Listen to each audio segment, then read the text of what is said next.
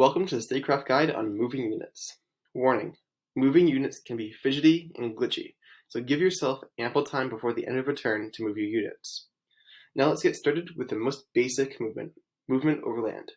Any non-naval unit can move over land. Let's take this ground unit here and try to move it to this territory here. Red team is allied with the green team, so there's no message here. And as long as you drag and drop one at a time, you'll get no messages, except over non-allied territories like the yellow team, where you'll get this message. Click yes or no depending on if you're planning to attack on that tile this turn. Since I'm not moving there, I say no, and I can move here, where I will say yes. There's also another thing. If you try to move twice, 2 tiles in a turn at once, it'll give you this message. You just can't do it. So it'll bring you back to the tile you were in before. It works the same with every unit that is not naval, such as like this attack helicopter. If it moves here, it'll get this message, but it can still move one at a time, and it can also go over sea, whereas the ground units cannot.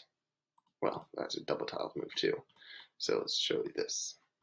Yeah, can't do it, but you can with helicopters and other planes. Naval units cannot go over land, but they move in the same way over sea as you can see here.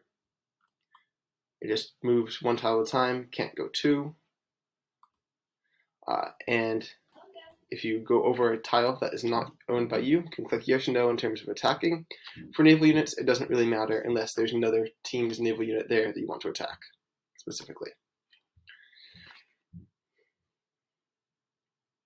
A quick note about the engagement of units is that naval units can attack naval units, ground units can attack ground units, and air units can attack everything. There are some exceptions, such as anti-air systems and certain ships can attack ground units, but you can explore that further when building units. Now on to overseas unit movement.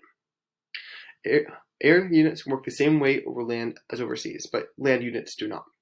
There are 2 ways to transport land units overseas: transport boats and transport planes. They both work in the same way.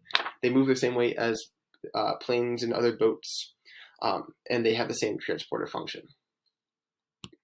And this is how you transport a unit. So let's click this unit here. See, I should see the 2% health. You can click on your transporter boat here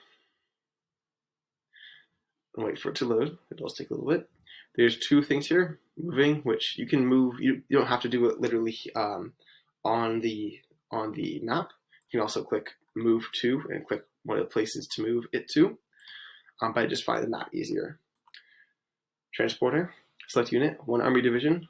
There'd be other options if I was in one of the other areas where there's more units. Click transport.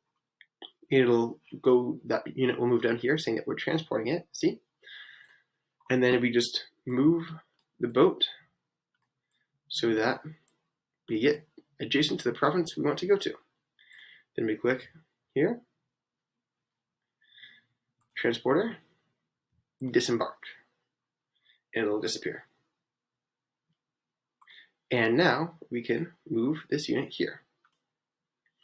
It's kind of counterintuitive at the first place, but you'll get it and it'll make some more sense. And the only time you'll really need it is if you're fighting Sapphire Island or the Island Nation, or if you are the Island Nation and you're attacking somewhere else.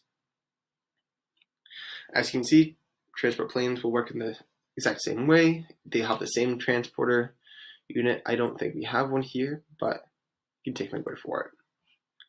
And that's it for this Statecraft guide. I'll see you next time.